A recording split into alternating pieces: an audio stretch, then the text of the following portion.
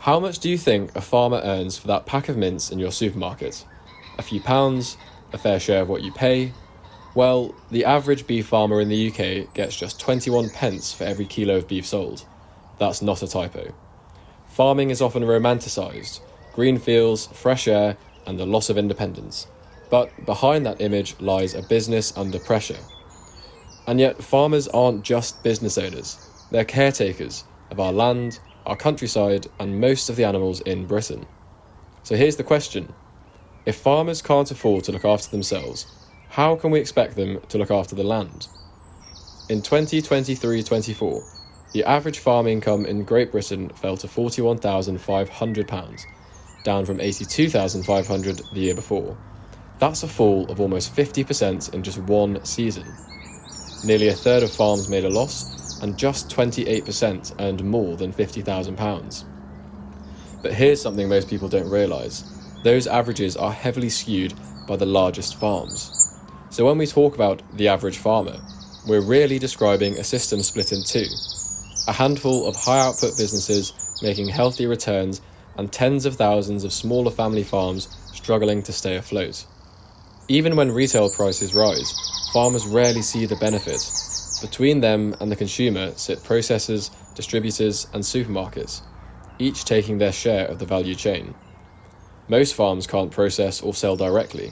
They rely on a system designed to prioritise scale and efficiency, not fairness. Feed, fuel, fertiliser, global trade, and weather can swing incomes dramatically, and farmers have almost no control. Even when there is a profit, it goes straight back into the farm. A new tractor tyre, a broken gate, or next season's feed. Farming isn't a business that pays out. It's a business that just about keeps going. We ask farmers to protect our soil, to plant trees, and restore biodiversity, and raise animals well, but most can't even pay themselves a proper wage.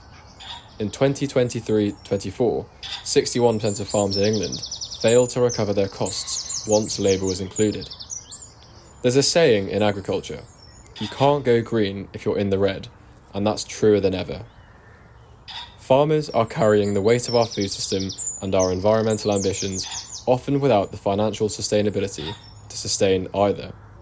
The deeper issue isn't with farmers, it's with the structure around them. We've built a food economy that rewards volume and not values. Cheap food has become an expectation, and farmers pay the price. But there are signs of change. The average agri-environment payment rose 75% last year to around £23,000 per farm, showing that governments are beginning to recognise the environmental services farmers provide. And diversified income from farm shops, tourism, renewable energy and similar ventures reached £1.95 billion, roughly equal to all non-production subsidies combined. These numbers prove one thing: farmers are adapting, innovating, and doing everything they can to survive. But surviving isn't the same as thriving.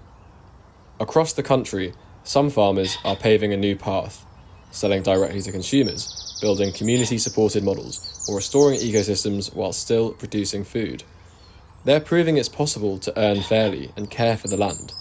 But to scale that, we have to support it, as citizens, as consumers, and as a society. Farmers feed us, they care for our animals, and they shape our landscapes and steward our soils.